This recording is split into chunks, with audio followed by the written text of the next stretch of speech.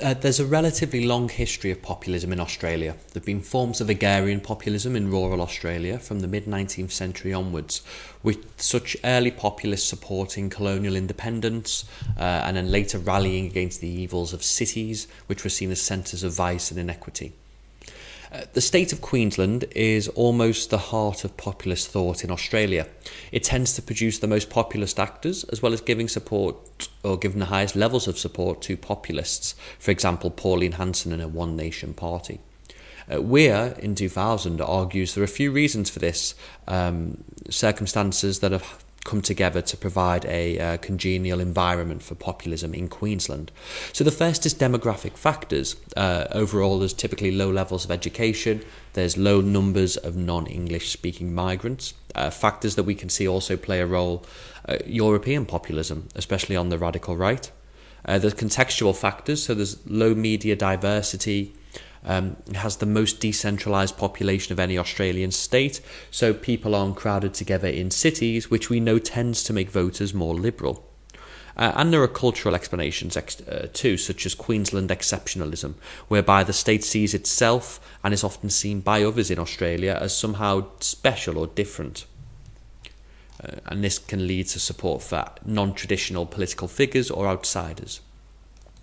The first modern key populist actor in Australian populism is Joh Bjelke-Petersen, the Premier of Queensland from 1968 to 1987. He was known for gerrymandering, corruption, constant threats of libel towards the press, and his politicisation of the Queensland police force and broader public service. Costar claims that under his rule, Queensland came as close to an authoritarian state as could be imagined within the Democratic Australian Federation. Now, this authoritarianism was balanced with a populist appeal to the low, with his communication style seemingly constructed to connect with ordinary people, both in style and content, including mistakes, which Weir notes curiously seemed to disappear when he was on the international stage. So he was effectively pretending to be more authentic than he was as part of a populist approach. His downfall came with his ill-fated Joh for Prime Minister campaign in 1987, which failed to extend his Queensland-centric views or popularity to the federal level. Two of the key populist figures we will look at in Australia have direct links to Bjelke-Petersen, Bob Katter and Clive Palmer. Katter served as a minister in his government, while Palmer briefly worked as Sir Joh's press secretary. And additionally, the one-time leader of the Queensland state branch of Palmer's United Party was Bjelke-Petersen's son, John. And I think what we'll see as we go through this is not only do we see examples of populism vis-a-vis the ideational approach, we also see the kind of cultural or performative element of populism come to the fore, more so perhaps than we focused on in previous weeks. Australia presents a good testbed for the study of populism. For example, Crosby notes that using a standard definition of populism, no fewer than 13 political parties qualified as populist, 9 of which were registered in 2016. In Australia, as we will see, there are a number of populist parties on the electoral market, as well as populist actors within major parties. There is no widespread populist movement or even a particular party that looks to establish a more permanent populist opposition to the major parties in Australia. Populism is more akin to a style of politics which has taken hold of Australian politics, rather than necessarily the offering of a single political party occupying unique ideological space. Again, it's more populism as a style, as a performance, as culture, rather than perhaps populism as a party political ideological conflict. We can, of course, use Mudd's definition of populism to help us understand it in the Antipodes. We can use it to identify key actors and parties which might take a populist position. However, although Mudd's definition of populism is useful, it is quite party-focused, which makes sense in the kind of European context from which it emerged, but maybe is less useful in the Australian context, because if you can classify a wide range of parties as populist, it doesn't tell you much useful then about those parties. Moffat argues that it is perhaps more fruitful to examine populism through the lens of Osteguy's conception of populism as a performative style that revolves around a flaunting of the low. As we've seen, The main populist parties in this region are far more personalist than they might be elsewhere, with whole parties ceasing to exist if party leaders throw in the towel. Osteguy's approach also differs from Mudd's in the sense that it sees populism as an ordinal category rather than a binary category. In other words, one can be more or less populist in Osteguy's eyes, whereas for Mudd one is or is not a populist. Osteguy's approach also emphasises the role of true or authentic peoples, authentically New Zealander or Australian, rather than in the pure moral sense of Mudd's definition. So, for Moffat, Osteguy's focus on the performative dimensions of populism, accounting not only for the content of what is said by populists, but how it is stylistically delivered, provides a very useful approach for understanding populism in Australia and New Zealand. The electoral system also plays a role here, right? So, for Australia, it uses preferential voting, where candidates are ranked from 1 onwards. The specific electoral system differs in the Senate and the House of Representatives. So the Senate, each Australian state counts as one multi-member constituency.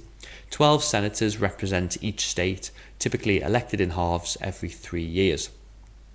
Preferential voting here operates as a single transferable vote, and so it allows for many smaller parties, or more specifically, I think, popular figures from smaller parties, to get into the Senate, compared to the House of Representatives.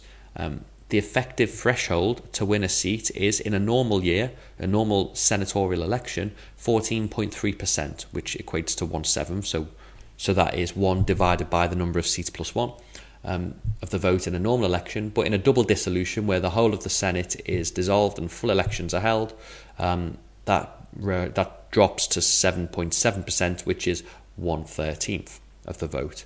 And in the House of Representatives, use single-member constituencies like the UK, but voters rank candidates, so it is AV, alternative vote. And AV is not proportionate, right? So you have a non-proportionate lower house and a more proportionate upper house, which allows for smaller parties in the upper house to emerge more easily. And then New Zealand has a mixed member proportional system. So the first vote is the constituency vote. There are 120 seats in total, 71 of which are constituency seats, which operate on a first past the post basis. The 49 remaining seats are filled by a closed party list. There's a threshold of 5% or 1 constituency seat to be represented by the party list. There can also be overhang seats. So if you need to add more MPs to make the overall result proportionate, then you can do that. As we know, the electoral system is very important in determining the number of parties, the types of parties, the size of parties, so it is something to bear in mind. Hanson is a familiar name in the populist literature. Leader of One Nation, a radical right populist party, Pauline Hanson's claim to be close to the people comes from her time owning a fish and chip shop. Hanson achieved rapid fame in 1996 with a maiden speech in Parliament in which she claimed that Australia was being swamped by Asians and argued virulently against both multiculturalism and Indigenous rights. Hanson's rise was precipitous, with One Nation capturing almost a quarter of the vote in the 1998 Queensland state election and approximately 8.4% in the 1998 federal election. While One Nation never approached the strength of prominent European radical right parties in terms of organisation, support or longevity, its role in shaping contemporary Australian politics cannot be ignored. Hanson's campaign had been marked by the publication of an inflammatory letter in the Queensland Times. According to Fleming and Morden, the letter contained all the elements usually found in radical right propaganda, the most obvious being the stigmatisation of an already stigmatised minority, Indigenous people in this case, and the supposed victimisation of the well-off majority, white Anglo-Saxon Australians. It was with the help of politicians and the elite, the intelligentsia, that Indigenous people were conspiring against hard-working Australians. Right. So we kind of see all the hallmarks of populist radical right rhetoric there. Hanson framed her arguments around the signifier of common sense. She was just asking for equality for all rather than supposed positive discrimination Indigenous people were demanding. Hanson's maiden speech in 1996 was strikingly similar to that of other populist radical right populists. Populist twice there. She stood in opposition to the political class born and bred to lead, and she came to Parliament not as a polished politician, but as a woman who has had her fair share of life's knocks. Hanson portrayed her election as a break from the technocratic leadership of both major parties and claimed to represent the voice of the people. She was the ultra-democratic champion. Common sense was central to her rhetoric. Her programme was drawn from what we all know deep down was the right thing. In the run-up to the 1998 Queensland state election, One Nation continued to receive a semblance of support from the Liberal and National parties, the main right-wing or centre-right parties that are usually run in coalition together in different parts of Australia in opposition to Labour. Contrary to the strategy put in place in some European countries, there was no cordon sanitaire placed around One Nation. Instead, the coalition, the Liberal National Coalition, reinforced the party's legitimacy by positioning it higher than the Australian Labor Party on its preference list in every seat but one. This requires a brief explainer. Part of campaigning in Australia involves political parties putting out lists of how they recommend their own voters should rank other parties on their preferential lists. So they'll say, in this upcoming senatorial election, we recommend you vote, Coalition 1, One Nation 2, Labour 3rd, right? And they'll do this in a strategic way to show, first of all, perhaps in cohort with the other party. So they'll say to Pauline Hanson's One Nation, you tell your voters to give us your second preferences, and we'll tell our voters to give you yours.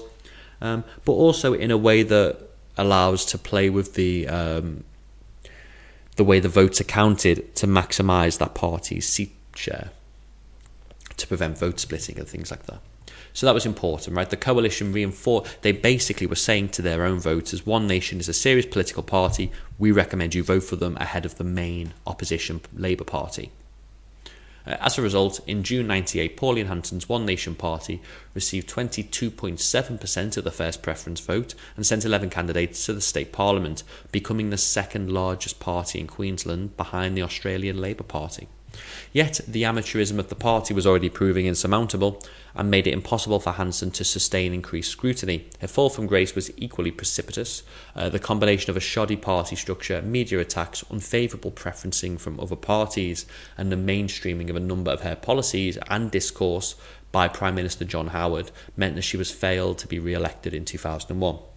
So essentially, organisation was awful, other parties' political strategy and the way the electoral system worked against her, and also the adoption of increasing populist rhetoric from established parties. So you can see a lot of things that we talked about in the past happening here. So Prime Minister John Howard's attacks became increasingly concentrated against the elites and against progressives, right? These kind of constructed groups that can act as an other. In opposition to them, Howard portrayed himself as the common bloke, the politician in touch with his mainstream. For Kelly argued, Howard defined what he was against rather than what he was for: against the Aboriginal apology, the Republic, against gay marriage, Kyoto Agreement, boat arrivals and multiculturalism. Basically, singing from Pauline Hanson's hymn sheet. The media also played a role, right? In line with the media's reaction to the early rise of the radical right in Europe, most articles that referred to Hanson in the media were critical, and yet offered her coverage and hype necessary for her profile to grow. The media played a crucial role in the subsequent rise of One Nation, as they provide not only free advertising, right, for Hanson's ideas, but also, more importantly, a form of legitimacy in confirming her solitary battle against the elite. And by being kind of derided and loathed by the political class, Hanson was made part of the people, right? Despite unsuccessfully running for office throughout the 2000s, Hanson was a relatively constant presence in Australian public life, and she sought to soften her public image through appearances on breakfast television and reality television shows such as The Celebrity Apprentice and Dancing with the Stars, even going as far as to appear in an advertisement for a donut chain, which is perhaps the clearest anti-high performance one could imagine, or, as shown as a way that she is just a common woman, in like the kind of good sense of the phrase. She is one of the low of the people, right? She doesn't see things as too below her, rather. And this shows also the importance of the media in being able to facilitate or extend the shelf life of political careers and ideas.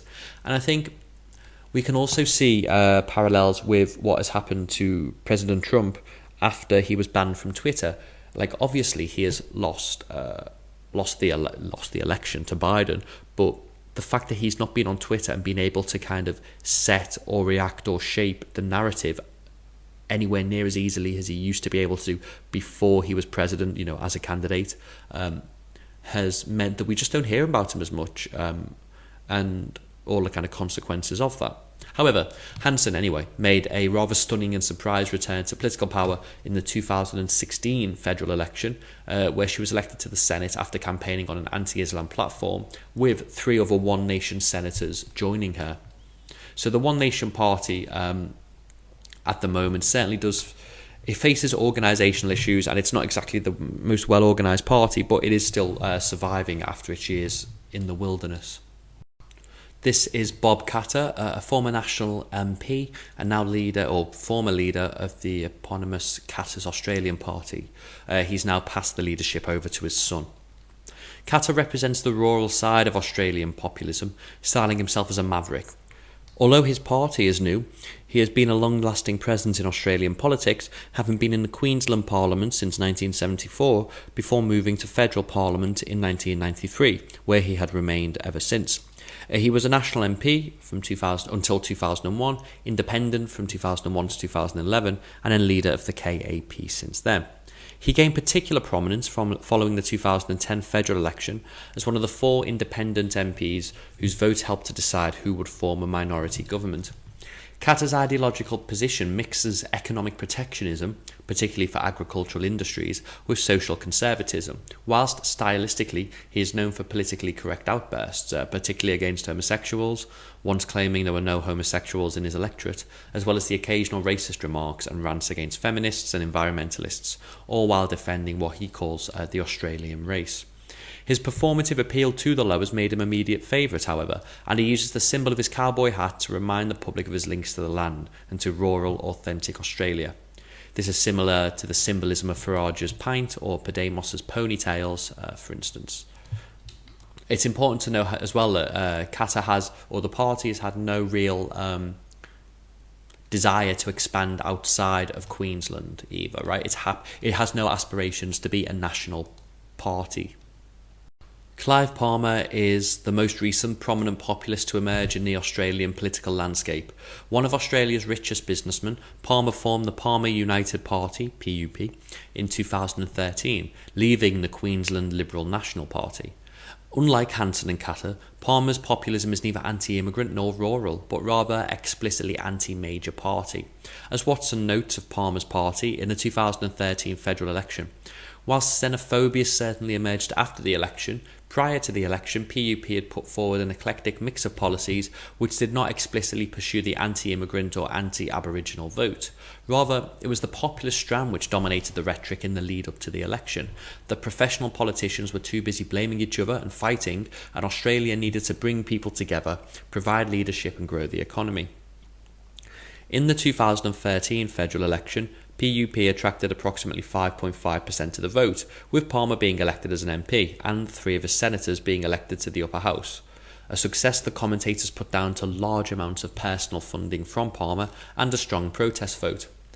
Palmer's policies were ideologically all over the place, representing a mix of the 2 major parties with a dose of pro-refugee policies, rather than anything particularly innovative.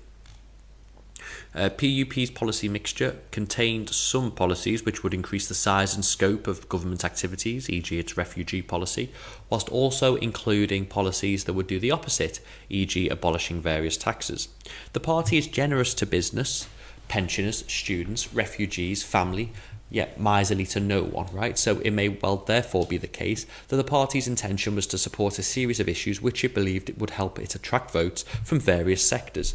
Harvesting the protest vote was a clear strategy that the party embraced. However, after the election, PUP ostensibly collapsed. Kevin and MacDonald called the party well-resourced amateurs who essentially lacked the necessary skills to run a political party. 2 of its highest-profile senators, Jackie Lambie and Glenn Lazarus, quit to form their own parties. The party's polling dropped off, and in the 2016 federal election, Palmer did not recontest his seat, and PUP did not even come close to winning any seats in either House of Parliament. Jackie Lambie, however, was returned to the Senate in 2016 with her own personal party, the Jackie Lambie Network, which had strong support in her state of Tasmania. The party was disbanded in May 2017, but in February 2018, Palmer announced that he would register the party again to contest seats at the next federal election, and in June 2018, he launched the United Australia Party. Former One Nation Senator Brian Burston joined as its first political member and Senate leader. The party planned to contest every lower house seat in the 2019 federal election. Stylistically, Palmer's known for his bizarre media appearances, which have included making music videos in which he twerks and dresses up in a rabbit onesie, claims to be building a replica of the Titanic, and conduct interviews full of unsubstantiated attacks on Australian political and media classes. Although Hanson, Katter and Palmer are all populists, they stress different elements of the law laid out by Osterguy. Hanson, Katter and Palmer and Jackie Lambie all certainly fall into the personalistic aspect of populism. They tend to have a distaste for proceduralism and also claim to be close to the people. However, their approach to cultural issues, differs. Hanson is clearly nativist. Katter's use of nativism is less uniform, despite his talk of the Australian race, and Palmer's nativism is moderate to the extent that he speaks only about ordinary Australians, but there's few, if any, racial or ethnic undertones. And the way they perform their populism also differs. They appear authentic, different, or improper in different ways. So while Hanson and Katter are different because they are politically coarse and they're not like polished political elites, Palmer is less so. His populist performance is based on being uninhibited and unafraid to take on those in power. The Centre Alliance, formerly the Nick Xenophon team, was until recently led by Nick Xenophon and based in South Australia. They, again, another party that doesn't contest seats out or hasn't recently contested seats outside of its own state. The party is socially liberal. It backed the yes side in the gay marriage referendum. It's economically interventionist. It calls for stronger anti-dumping laws and an Australian-first economic policy framework, which prioritises Australian-made and Australian jobs. Despite claiming to be willing to work with both main parties, in South Australia, the emergence of the Nick Xenophon team had a clear, disproportionate impact on the Liberals rather than Labour. Xenophon resigned from the federal Senate to stand in the South Australian state election. He failed to win his seat and has effectively retired from politics, putting the future of the Centre Alliance into jeopardy. And the Alliance went into the 2019 federal election with no leader and managed to win 2 seats in the Senate, although one of those senators now sits as an independent. They also won 1 seat in the House of Representatives. Although compared to the 2016 federal election, the Alliance's vote share was down from 21% to 4% in the House and from 22% to 3% in the Senate vote. So they're kind of hemorrhaging support, and they seem to be a bit of a busted flush now, which seems to be the fate of these personalistic populist parties that rest on one individual. Despite the fact that populists like those explored above tend to be quite prominent political actors, both because of their outsized media profiles and their tendency to hold crucial votes in tightly contested parliamentary systems, the fact remains that they have had little sustained electoral success overall. For example, the other parliamentarians listed as members of Pauline Hanson's One Nation Party, which notably does not include Pauline Hanson's election at the House of Representatives in 1996 as a Liberal, 19 had resigned from the party in their first term, 2 had been disqualified from sitting in the Senate, and a third senator resigned from the party before then being disqualified from office. Moreover, only 2 parliamentarians had lasted a full term before being ousted at the next election, and only 1 had ever been re-elected for the party. This is not to say the populists, especially Pauline Hanson, haven't had an impact on Australian politics and society writ large. They have. Their impact, though, has been more social than electoral, and has perhaps been more important on how other parties have reacted than what those parties have themselves done. Why? Well, the two-party system, right? Australia has a strongly institutionalised quasi-two-party system, and I say quasi because one party is essentially a coalition of different parties which can be considered one in kind of day-to-day parlance, right? So it's a strongly institutionalised two-party system, but it is open to to minor parties more so than other party systems. But ultimately, the Liberal National Coalition and the Labour Party dominate. More so, until the last decade, parties usually govern with parliamentary majorities. Minority governments are so rare that in 2010, the Labour minority government was the first in over 70 years. This situation makes it difficult for populist challengers, often running in minor parties or as independents, to break through. The electoral system is also important, especially the bicameral, or the electoral design rather, of the bicameral system, which presents challenges for minor parties. So the lower house, the House of Representatives, is comprised of members of parliament voted on single-member constituencies using the alternative vote. This isn't a proportional system, and so it makes it harder for minor party candidates to gain a seat, right? Because preferences generally flow to major parties. This makes Hanson, Katter and Palmer's success in being elected to the lower house even more remarkable and reflects their own individual high public profile and level of local support. Because it means that they need a majority of votes, right, a majority of support in an area under AV, rather than just a passing plurality. The upper house, Senate, has been more conducive to minor party success, sometimes to the benefit of populists, as in the case of Hanson and Lambie's election to the Senate in 2016. As the Senate is a House of Review, it's less powerful than the House of Representatives. It's not uncommon for voters to vote for a smaller party or to register a protest vote in the Senate. Senators are also elected on a statewide vote, so that means the senators with a stronger local appeal or a stronger state-based profile are more likely to be elected. But unlike other PR systems, the effective threshold for election is still quite high, as we mentioned earlier. So in a double dissolution, it's about 7%, but in a standard senatorial election, it's about 13%. That's still quite a high bar to reach, even under STV. Okay, and then there's the mainstreaming of populism. The third reason for the relative lack of electoral success of populists in Australia is somewhat paradoxical, right? Populism is mainstreamed in contemporary Australian politics, and so populists have a hard time distinguishing themselves from the major parties. John Howard's key achievement in this regard as Prime Minister was combining Hanson's anti-immigration stance with anti-elitist notions of equality, so nobody jump in the queue as it were. Now, anti-immigrant sentiment, particularly located around the kind of figure of the asylum seeker or the boat person, is now increasingly reflected in hardline policies of both major parties, to the extent that it no longer has much political purchase for populist actors in Australia.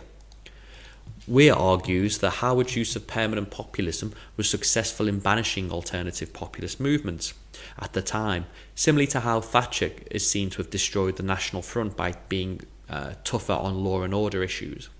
And offering policies that help the working class. As a result, populist actors have moved on to other targets. Hanson and Lambie now focus their attack on Islam. Katter focuses on rural issues. Palmer, in fact, advocates fairer treatment of asylum seekers. So, unlike in the UK, where UKIP came along and as a populist actor was offering something new, populist actors have a tough time distinguishing themselves on the basis of populism alone, because populism is so predominant in Australian politics. And so the mainstreaming of populism means that the two main parties have also provided a home to a number of populist characters themselves. All of the main populist actors noted above, Hanson, Katter, Palmer and Lambie, were once members of the Liberal National Coalition, while Xenophon was elected as an independent. The Liberal National Coalition functions somewhat like the US Republican Party. It is able to accommodate and tolerate populist radical right actors within the party, without necessarily making sense to call the party itself a populist party. So it will have a populist tinge. Like Australia, New Zealand has quite a long history of populism. Former Prime Ministers Richard Seddon, Michael Joseph Savage and Rob Muldoon all have strong populist characteristics. Akin to Australia, populism has thus found a home in both major and minor parties throughout New Zealand's political history. However, where Australia has many different small-scale populist movements headed by populist actors, there's only really been one key figure in New Zealand populism, Winston Peters, the leader of New Zealand First. Like his Australian populist brethren, Peters was originally member of the major Conservative Party in his country, the National Party, first entering Parliament in 1978. In June 1992, Peters was told he would not be allowed to run as a national candidate in the upcoming elections after he publicly criticised party policy. While a bedrock of Peters' populism has been a critique of privatisation, neoliberalism and globalisation, this has been combined with a hardline stance on immigration, welfare chauvinism and attacks on what he calls the Maori industry. Like Hanson, Asian immigration and investment has been a constant target of Peters, and he claims that New Zealand is being dragged into the status of an Asian colony, and he started to target Muslims as well after 9/11. Peters' attacks against pro-Maori policies and the Treaty of Waitangi settlement process is complicated by the fact that Peters himself is of Maori heritage, and so has somewhat of a reputational shield, if you will, in that area. Peters also presents himself as an authentic New Zealander, using coarse language similar to Hanson and Ketter, whilst also being a smoother and more effective political operator. The party's platform is characterised by its strongly restrictive immigration policies, as well as its emphasis on law and order and on popular referenda. New Zealand First takes a centrist position on economic issues and a socially conservative position on social issues. The party is also associated with benefits for senior citizens, and as such the party is able to appeal to a wider coalition than perhaps a normal populist radical right party, certainly in Australia. Similarly, because Peters has been a long-serving National Party MP from the 1970s onwards, he appeared credible. He lacked the outsider status that populists usually cultivate, or at least he lacked the institutional outsider status. He could present himself as an outsider vis-a-vis the way of doing politics, which is important. Relatedly, Peters' time as Deputy Prime Minister and Treasurer, i.e. their Chancellor, reinforced his perceived position as someone in the alleged mainstream of New Zealand politics, even if he was someone who presented himself as being able to speak truth unto power. And he's formed, New Zealand First has formed governments with both major parties. The previous coalition government was a Labour under Jacinda Ardern and Winston Peters coalition. New Zealand's first mix of policies traditionally associated with both left and right can sometimes make it hard to place them accurately on the ideological spectrum. However, his position on the high-low spectrum is decidedly more certain. Peters is a populist. He combines a politico-cultural appeal to personalism with strong socio-cultural nativism, yet sells it in a smoother package than his Australian populist brethren. His tone is not outrageous, particularly coarse or warm, but is rather direct and politically incorrect, with his lack of properness coming from a tendency to go straight for the jugular in a sardonic and exasperated manner. So, why has populism been more successful electorally in New Zealand? Well, the first reason is the voting system. So, the institutional context in New Zealand has undoubtedly helped Peters. Prior to 1994, New Zealand had a first-past-the-post system, which favoured an entrenched two-party system and made it very difficult for minor parties to make an electoral impact. This was made even more challenging by the fact that New Zealand had a unicameral legislature, i.e. one house, meaning that, unlike in Australia, there was no House of Review for protest votes. However, in 1994, New Zealand introduced a mixed-member proportional system which combines an electorate vote for a local representative with a party vote that operates on a plurality system. This shift has created an environment more favourable to minor parties and allowed Winston Peters to stage somewhat of a breakthrough in 1996, increasing his vote share from 8% in 93 to 14%, but increasing seat share from 2% to 13%. There's also the rival party rhetoric. Peters' success has also been helped along by the fact that New Zealand's political landscape may have said to be comparatively less populist overall than Australia's, meaning he has less populist competition from the major parties. During the 2000s, the progressive Labour government of Helen Clark provided plenty of fuel for right-wing populists. This diminished somewhat when the National Party came to power, which had been accused of stealing New Zealand First policies. But in the last 3 years, before 2020, New Zealand First was in coalition with Labour, and so we get a system where, and then actually in the following election, its support plummeted and it ended up with no seats for the first time since 2008. And so we see that a populist party in office has basically been cannibalised by a non-populist governing partner on the left, and also lost some votes to the right as well. So overall, it's looking difficult for New Zealand First to come back, but it was in the same position in 2008, and then in the subsequent election, it ended up with 7% of the seats and the votes. So New Zealand New Zealand First has been a remarkably resilient populist party. Apart from its embarrassing show in the 2008 election, where it lost all of its seats, it's proven itself to be the populist party in New Zealand for an extended period, usually placing third or fourth in national elections over the past 2 decades, although at the moment polling does not seem to suggest any bounce back for the party. As such, there has been little space for other populist party contenders to emerge. This may even extend to New Zealand First blocking the anti-politics or anti-system vote, e.g. cutting off space for the Internet Party, for instance. However, now they've been in government, and so people have a chance to be dissatisfied with them, voters might find another home, not just to vote for the New Zealand First Party as a populist party, but also as a protest party, right? So as we saw in the UK, with people who in 2010 voted Lib Dem but then moved to UKIP, they were only really voting Lib Dem as a protest vote. Whoever they were voting for was a kind of protest vote against the big two parties. It'll be interesting to see if New Zealand First can shake off their current poor performance and reclaim that mantle, or not, if it will be stolen by another party. So, is there a distinct type of Antipodean populism, or is it broadly comparable to that found in Europe and America? While scholars such as Moffat argue that it is distinctive, Antipodean populism does not precisely resemble its usual comparator subtypes, Western Europe or North American populism, but instead we should think of it as located between the two, mixing the general ethno-exclusivism and nativist sentiment of European populism with the more rural and protectionist aspects of Northern American populism, which is rooted in the historic settler colonial heritage of Australia and New Zealand, and also America to some extent. So when it comes to exclusivity, populists in Australia and New Zealand primarily seek to exclude the others along material, political and symbolic dimensions.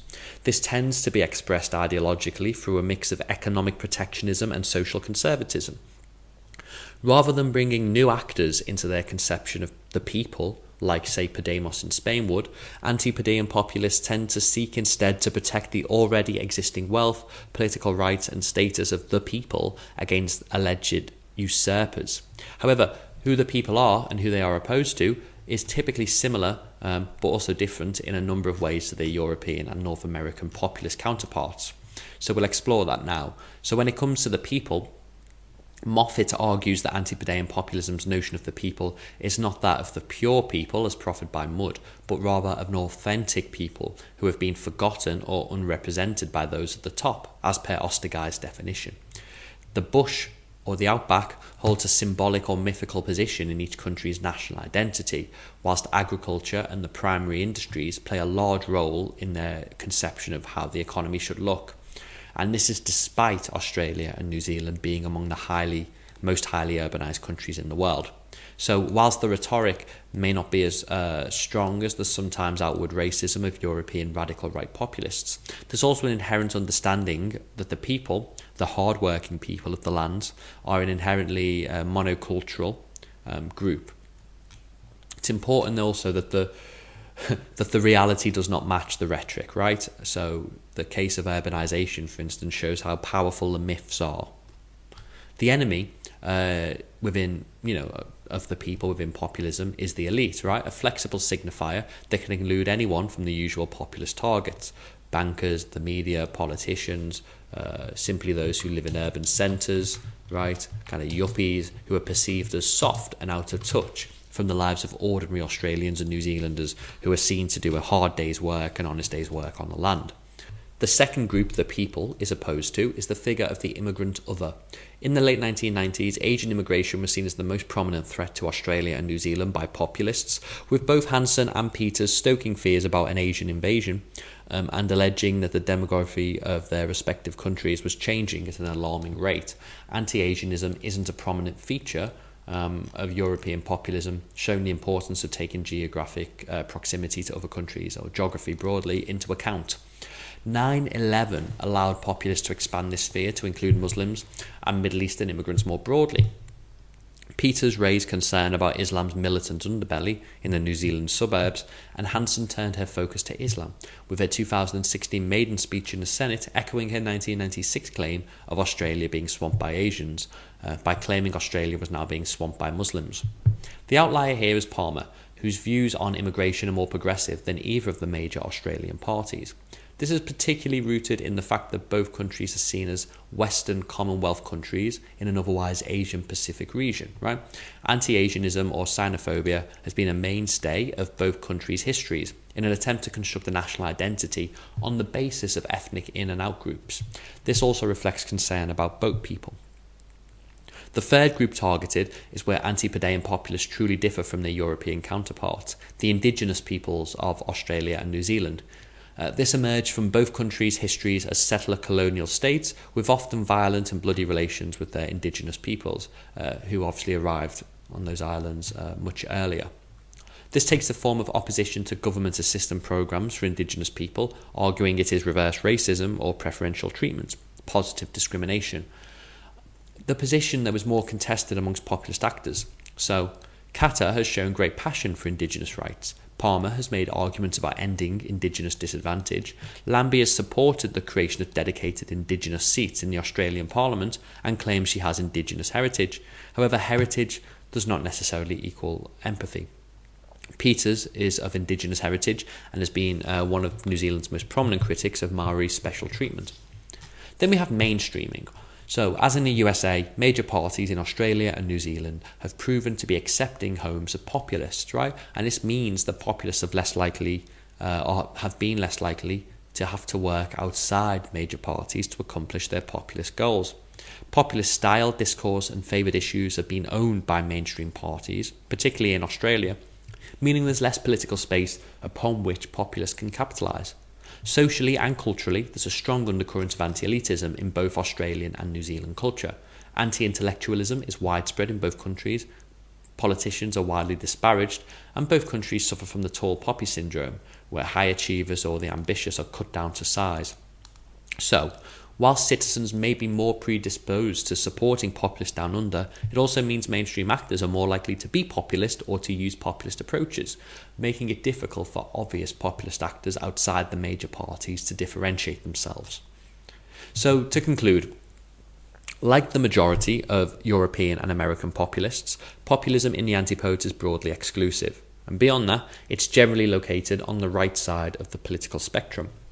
Whilst figures like Hanson and Peters broadly fit in the mould of anti-immigrant radical right populists in Western Europe, more recent Australian populists like Palmer and Katter are of a more moderate tack and do not map so closely onto the portrayal of the radical right populist model. Xenophon and then later the Centre Alliance are a different kind of populist party, a socially liberal, anti-elitist party, you might say.